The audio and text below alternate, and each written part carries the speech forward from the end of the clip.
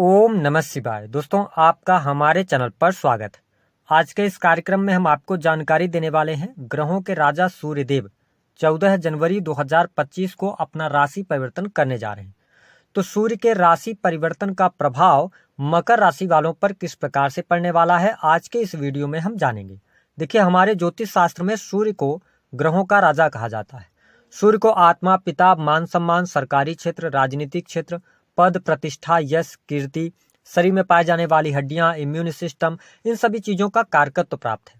सूर्यदेव वैसे तो प्रत्येक महीने अपना राशि परिवर्तन करते हैं, है ना, और साल भर में 12 संक्रांतियां होती हैं, क्योंकि सूर्यदेव जब एक राशि से दूसरे राशि में प्रवेश करते हैं या गोचर करते हैं तो इस परिवर्तन को ही संक्रांति के नाम से जाना जाता है। सूर्यदेव पिछले एक महीने से लगातार धनु राशि में भ्रमण कर रहे थे, जिसके परिणाम स्वरूप खर मास चल रहा था। और जैसा कि आप सभी जानते हैं कि खर मास में शुभ कार्य नहीं किए जाते, लेकिन 14 जनवरी 2025 को सूर्यदेव जैसे ही राशि परिवर्तन करेंगे और आपकी राशि में आ जाएंगे तो खर मास समाप्त हो जाएगा और शुभ कार्य आरंभ हो जाएंगे।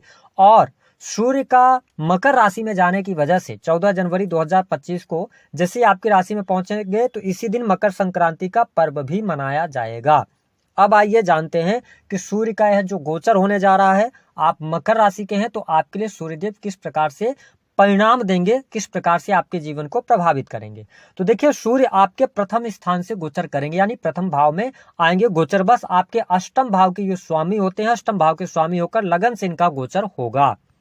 और सूर्यदेव आपकी राशि में आएंगे तो ये शत्रु राशि में आएंगे, लेकिन अच्छी बात यह है कि देवगुरु बृहस्पति की दृष्टि सूर्य पर रहेगी, तो कुछ क्षेत्रों में आपको अप्रत्याशित लाभ देखने को मिल सकते हैं। स्पेशली अगर देखा जाए तो आप मकर लग्न या मकर राशि के हैं तो आपके लिए स्वभाव में चेंजेस आपके यहाँ पर देखने को मिलेगा। जैसे सूर्य प्रथम भाव में आएंगे, आप इंडिपेंडेंट स्वभाव के हो जाएंगे, आप स्वतंत्र रहना पसंद करेंगे, किसी के अंडर में बहुत ज्यादा काम करना पसंद नहीं करेंगे, तो ये स्थिति रहेगी। लेकिन प्रथम भाव में जब सूर्य का गोचर हो रहा है तो थोड़ा सा आपको ध्यान देने की आवश्यकता रहेगी कि कहीं ना कहीं से आपको बाल झड़ने की समस्या, आंखों की समस्या परेशान करने वाली होगी। हालांकि स्वास्थ्य में कोई बहुत बड़ा मेजर इशू आ जाए ऐसी स्थिति दिखाई नहीं देती है, लेकिन आप शनि की 7.5 के प्रभाव में चल रहे हैं। ध्यान दीजिएगा, 29 मार्च 2025 के बाद ही आप शनि के 7.5 से मुक्त होंगे। और सूर्यदेव आपके अष्टम भाव जो होता है वह दुख, कष्ट, पीड़ा, आकस्मिक रूप से होने वाली घटनाओं का होता है। तो अष्टमेश होकर लगन से गोचर करेंगे, राशि से गोचर करेंगे, तो अगर आपकी दशाएं खराब चल रही होंगी तो चोट चपेट दुर्घटना से आपको बचना होगा, अन्यथा ये सूर्य कहीं ना कहीं से शारीरिक तौर पे आपको नुकसान पहुंचा सकते हैं। हालांकि काम कारोबार के लिहाज से अगर देखा जाए, यदि आप सरकारी क्षेत्र में कार्यरत हैं तो आपके लिए लाभकारी समय बनता हुआ नजर आ रहा है। आपके मान सम्मान में वृद्धि होगी, वरिष्ठ अधिकारियों का सहयोग और समर्थन आपको प्राप्त होने वाला होगा। लेकिन कार्यस्थल पर यहाँ पर लोग थोड़ा सा आपसे दूरी बना सकते हैं। हो सकता है कि उनकी नजर में आप इगोस्टिक लगें, या ऐसा हो सकता है कि लोग आपको बहुत ज्यादा एटीट्यूड वाला व्यक्ति कहने लगे। तो इन सभी चीजों को इग्नोर करके आपको अपने रास्ते पर चलते जाना है, चीजें आपके लिए बढ़िया रहने वाली हैं। ऑलरेडी जो लोग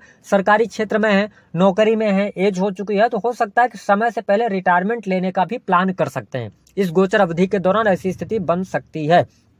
हालांकि इस समय अवधि के दौरान आपके लिए अच्छी बात यह रहेगी कि संतान की स्थिति बेहतर यहाँ पर दिखाई दे रही है। संतान के करियर को लेकर कोई ना कोई गुड न्यूज प्राप्त होगी। धन की स्थिति आपके लिए बढ़िया रहेगी, धन लाभ आपको अच्छा होता हुआ नजर आएगा, आकस्मिक धन लाभ के योग बन रहे हैं। इसके अतिरिक्त जो लोग बिजनेस व्यापार कर रहे हैं तो बिजनेस व्यापार देखिए, सप्तम भाव पर सूर्य की दृष्टि होगी, तो यहाँ पर यदि देखा जाए तो आप इंडिविजुअल कोई बिजनेस व्यापार कर रहे हैं तो नो डाउट उसमें एनर्जी आपकी लगेगी, आप सफल भी होंगे, सफलता प्राप्त होगी, काम कारोबार में वृद्धि भी होगी। ठीक है, आप किसी भी प्रकार के ऐसे कार्य क्षेत्र से जुड़े हैं जो कि मैनेजमेंट का फील्ड हो गया, लीडरशिप का कोई भी क्षेत्र हो गया, तो इन क्षेत्रों में आप अच्छा करेंगे। और जीवन के अंदर अगर आपको कोई बड़ा निर्णय भी लेना होगा तो आप इस दौरान बड़े निर्णय लेते हुए नजर आ रहे हैं, है ना। चीजें आपके लिए बेहतर रहने वाली है। इसके अतिरिक्त जो लोग कंसल्टेंसी वगैरह के कार्य करते हैं उनके लिए भी सूर्य का यह गोचर अच्छा रहने वाला है। थोड़ा सा स्वभाव में आपका स्वभाव प्रचंड हो सकता है, थोड़ा सा स्वभाव में एग्रेशन आपके ज्यादा बढ़ सकता है, लेकिन कुल मिलाकर चीजें आपके लिए बेहतर रहने वाली रहेंगी। हाँ, वैवाहिक जीवन को लेकर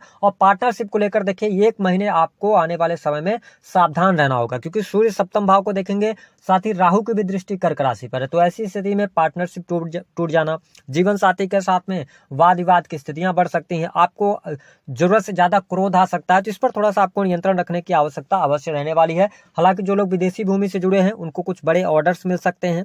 ठीक है, ये चीजें आपके लिए बढ़िया रहेंगी। इसके साथ में देखिए, अगर आप शासन प्रशासन के अंदर हैं, आप मकर राशि वाले हैं, तो इस दौरान आप थोड़ा ठहराव के साथ में आगे बढ़ेंगे तो समस्त कार्य आपके बनते हुए नजर आएंगे। हाँ, पारिवारिक जीवन पर अभी थोड़ा सा संकट आपके दिखाई दे रहा है। परिवार के लोगों के साथ में कहीं ना कहीं से प्रॉब्लम आ सकती है।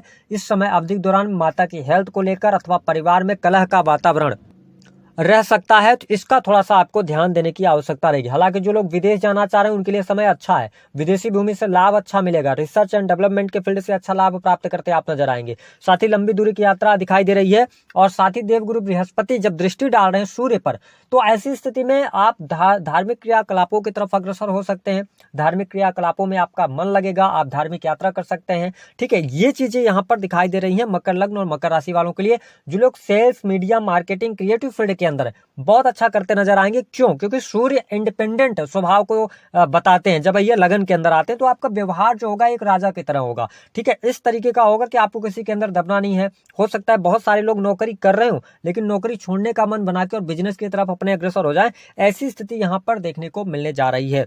धन लाभ अच्छा हो रहा है, लेकिन हेल्थ वाइज बहुत अच्छी स्थितियां यहाँ पर दिखाई नहीं देती हैं। उपाय क्या करना है? देखिए, मकर लग्न और मकर राशि वालों के लिए हनुमान चालीसा का पाठ करना अच्छा रहेगा। तांबे के लोटे में जल भरकर भगवान सूर्य को अर्घ्य देना शुरू कर दीजिए, अगर आपको कोई शारीरिक तौर पे कष्ट ज्यादा आ रहा है तो। बाकी अभी 2 महीने आपके जीवन में स्ट्रगल हैं, फरवरी और मार्च के बाद आप शनि के 7.5